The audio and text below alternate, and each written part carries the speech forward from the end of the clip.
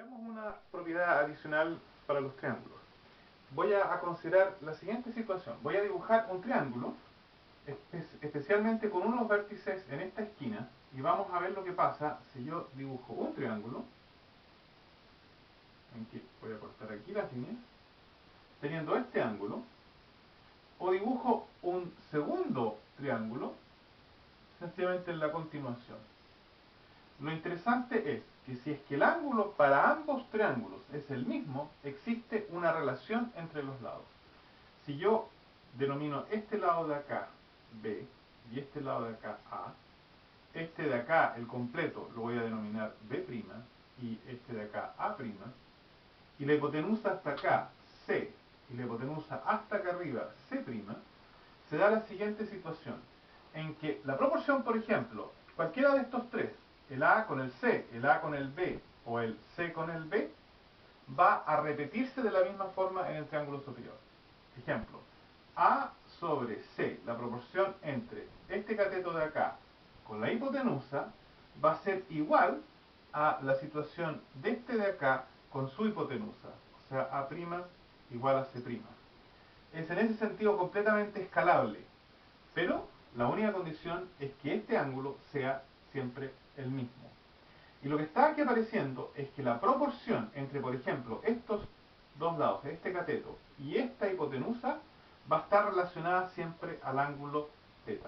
En consecuencia, yo podría ahora, por ejemplo, calcular para este triángulo las relaciones entre A y C, medir el ángulo y establecer una pequeña tablita entre, para este ángulo, el A sobre C tiene este valor.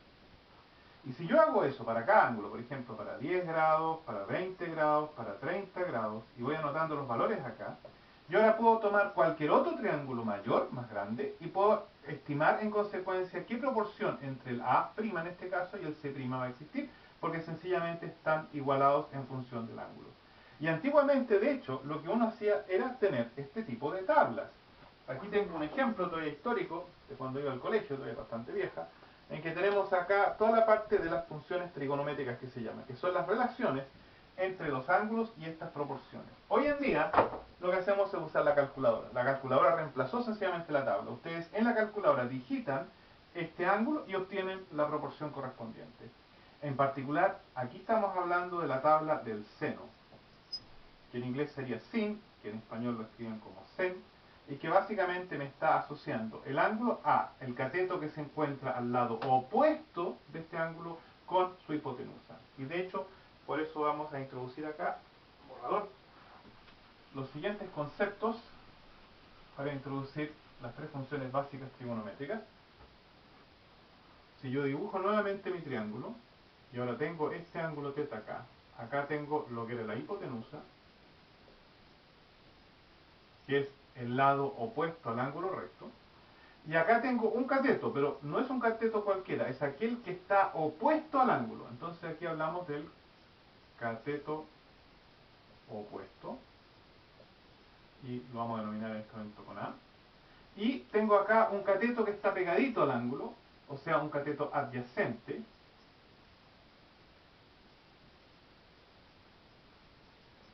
al ángulo, lo vamos a denominar con B. En consecuencia, podemos ahora definir las tres proporciones posibles.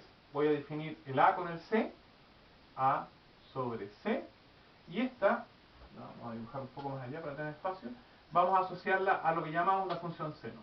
Seno de θ, voy a usarlo a propósito con la I, porque en las calculadoras ustedes generalmente van a ver NSIN, no SEN, A sobre C. Después tenemos la de proporción de B con C, que es el hermanito del seno, es el coseno, B sobre C. Y después tenemos una entre estas dos, que básicamente tiene otro nombre, es la tangente, asociado a la tangente, el tangente del ángulo, y es A sobre B, cateto opuesto dividido por el cateto adyacente.